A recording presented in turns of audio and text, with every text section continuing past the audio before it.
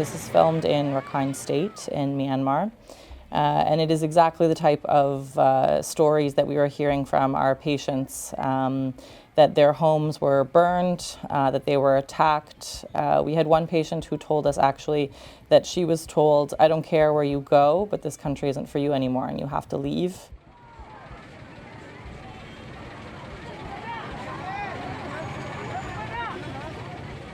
In Rakhine State, there is the Myanmar Armed Forces and the Arakan Army who are fighting, but there's also other groups that are fighting in this area. So the stories that we are hearing from people who are arriving from Bautidong or from Mungdao is that there was mass violence happening from both sides. Of course, the Rohingya are the most targeted and the most at risk, but other villagers living there are in the same situation. There have been thousands of homes that have been looted and burned, sexual assault, indiscriminate killings, and there's been bombing by drones in the last few months as well. Even the waterways, the rivers where people are crossing from Myanmar into Bangladesh have been targeted, where in August there were hundreds of people lined up waiting, trying to cross from Myanmar into Bangladesh.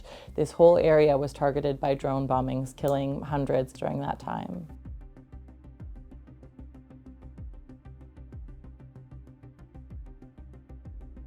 So in 2017, when this violence was happening, Bangladesh welcomed the Rohingya for the most part. The border was open, they were able to cross freely and to arrive in a safe place. And now that border is completely closed, and officially no Rohingya from Myanmar can actually come to Bangladesh. So all of these people arriving, they're taking a great risk even to do so.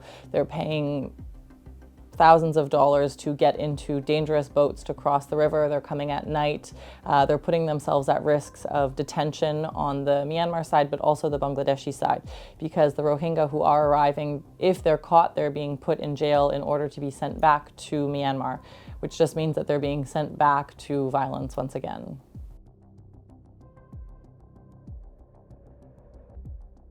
The Rohingya can't leave the camp. They're stuck behind a barbed wire fence.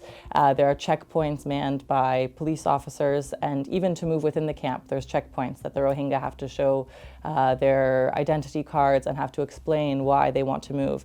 And so there's no possibility to flee this violence that they're facing every day.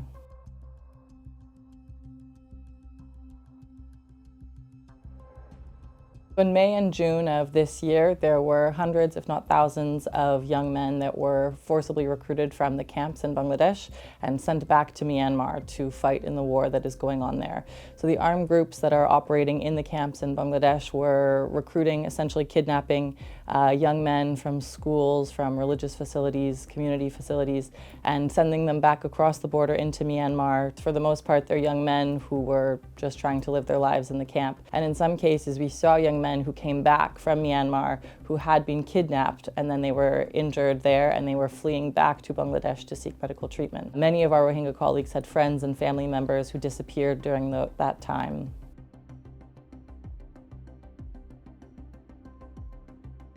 It really is a crisis with no end in sight that seems to only be getting worse. There's no possibility for the Rohingya to return to Myanmar. People try to continue their lives. They try to work where possible. Generally, it's not. They try to continue raising their families, but it's really an impossible situation. Every aspect of their lives is so tightly controlled, and so there's a general sense of hopelessness and depression in the camp because they don't see a future that is available to them.